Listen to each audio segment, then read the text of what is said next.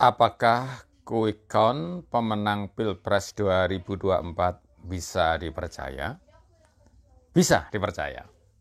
Mengapa bisa dipercaya? Karena quick count beda dengan polling, beda dengan exit poll, beda dengan survei. Quick count dilakukan setelah pencoblosan. Misalkan ini hasil polling dari Narasi, Anies 53%, berarti menang satu putaran. Sedangkan dari survei indikator misalnya adalah Prabowo 52%, berarti menang satu putaran. Nah, kalau quick count beda. Quick count beda karena quick count itu dihitung setelah pencoblosan. 14 Februari pagi sampai siang pencoblosan, quick count dihitung siang sampai sore setelah pencoblosan. Sehingga quick count valid, bisa dipercaya. Pemenang Pilpres 2024 berdasarkan quick count bisa dipercaya.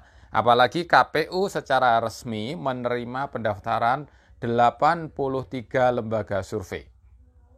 Resmi, 83 lembaga survei resmi daftar di KPU. Meskipun 81 yang resmi terdaftar, yang 2 masih melengkapi. Bagaimanapun untuk percaya quick count kita perlu memahami, misalnya ini ya, salah satunya memperoleh suara 52%. Misalnya apakah Pak Anies atau Pak Prabowo atau Pak Ganjar nih ya, salah satunya 52%. Berarti kan satu putaran saja. Tentu saja quick count ini ada tingkat percaya, tingkat kepercayaan misal 95% dengan error 1%, plus minus 1% misalnya errornya. Maksudnya apa? Kita perhatikan dulu plus minus 1% ini ya. 52 plus minus 1, 52 dikurangi 1 adalah 51. 52 ditambah 1 adalah 53. Jadi nilainya itu antara 51 sampai 53. Dengan demikian hanya satu putaran. Apakah yang ini tadi yang menang Pak Anies atau Pak Prabowo atau Pak Ganjar satu putaran. Ini valid 95% tingkat kepercayaan. Artinya 95% kita percaya bahwa Pilpres ini satu putaran karena ada nilainya 51 sampai 53. Nah, yang 5% gimana, Paman? Yang 5% ini memang tidak valid. Jadi, meskipun kita percaya quick count, mungkin saja quick count itu tidak valid 5%. Yaitu bisa saja di bawah 51, misalnya 47% nilainya. Tidak valid itu bisa juga di atas 53, misalnya 56. Gitu ya. Jadi, memang quick count itu ada validnya, misalnya 95% bisa kita terima. Bisa juga yang tidak valid. Nah, memang lebih hati-hati kalau misal hasil quick count itu 49%. Karena 49 tambah 1 adalah 50, 49 dikurangi 1, 48.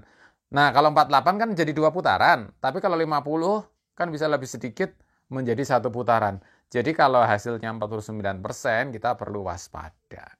Gitu ya, perlu waspada terhadap quick count. Jadi kesimpulannya, apakah kita bisa percaya quick count untuk Pilpres 2024? Percaya. Percayai 95% dan waspadai tetap ada error. Bagaimana kalau Paman percaya 100%? Ya nggak bisa. Percaya 100% itu hanya kepada Tuhan, gitu ya. Paman, kan ada juga itu lembaga survei yang abal-abal, dibayar, kemudian curang, dan sebagainya. Ya mungkin saja. Tetapi banyak lembaga survei yang serius, mengembangkan metode yang sistematis. Salah satunya adalah dengan random sampling, jadi proses random itu sehingga menjamin adil merata gitu ya. Dan yang ketiga, amanah.